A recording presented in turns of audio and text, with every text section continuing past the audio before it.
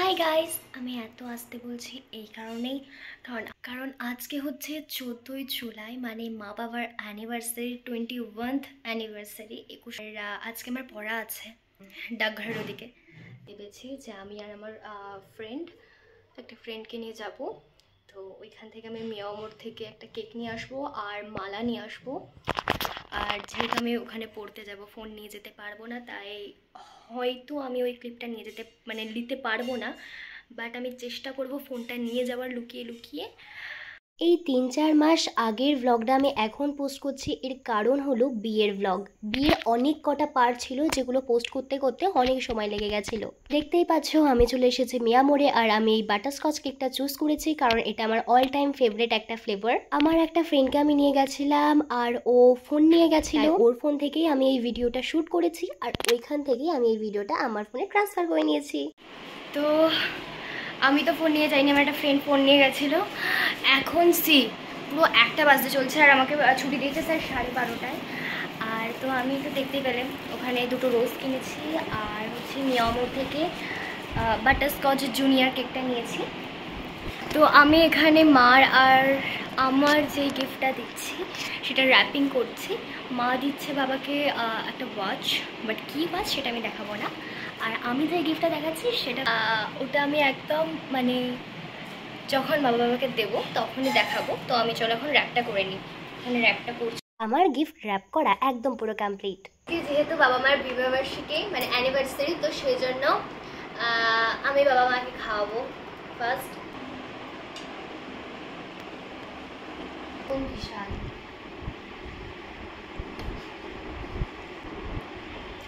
সুন্দর হয়েছে। ইভিনিংয়ে আমি আগে তাড়াতাড়ি রেডি হয়ে কেকটা যেখানে কাট করা হবে সেখানে নিয়ে গেলাম, আর ঘরের লাইটিং গুলো জ্বালিয়ে যেন আরো সুন্দর লাগছে ঘরটাকে।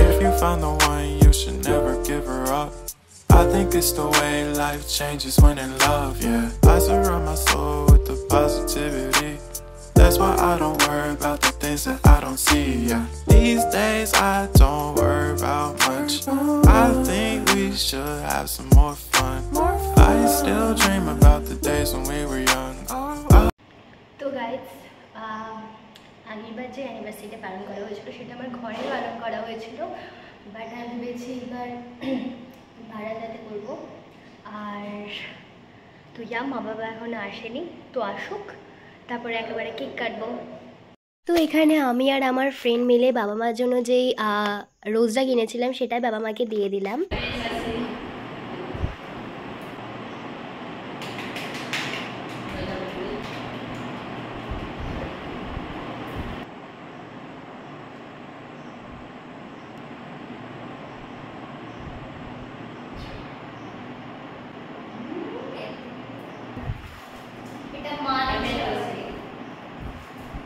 মা বাবাকে গিফট করেছিল একটা বোটের ওয়াচ, আর ওই বেলটা ছিল ম্যাগনেটিক। বাবা মাকে একটা খুব সুন্দর মাল্টি কালারের শাড়ি গিফট করেছিল। আর এইবার আমার পালা। আমি মা বাবাকে যে গিফটটা দিয়েছিলাম সেটা আমি খুব ভেবে চিন্তে ডিসিশন নিয়ে করেছিলাম, কারণ আমি ভেবেই পাচ্ছিলাম না যে কি গিফট দেব।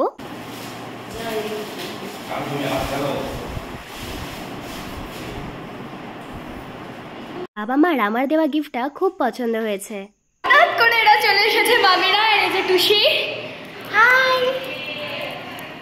কেক কাট করার পরে আমি যখন রিলস বানাচ্ছিলাম তখন দেখি নিচে চিল্লাচিল্লি হচ্ছে, গিয়ে দেখি যে মামিরা হঠাৎ করে চলে এসেছে। ওরা তো ভীষণ আনন্দ পেয়েছে আর ভীষণ খুশি পেয়েছি, ওরা হঠাৎ করে এরকম ভাবে চলে এসেছে। আর এই দেখো আমাদের সবার প্রিয় মিঠি কিন্তু কেক খেতে ভীষণ ভালোবাসে, আর টুসি এখানে আমার বানানো আইসক্রিমটা খাচ্ছে আর নিজেও খাচ্ছে আর ওর বোনকেও খাওয়াচ্ছে। আর মিঠি কিন্তু রিভিউ দেওয়ার একদম পুরো এক্সপার্ট, দেখো খেয়ে কি সুন্দর রিভিউ দেবে।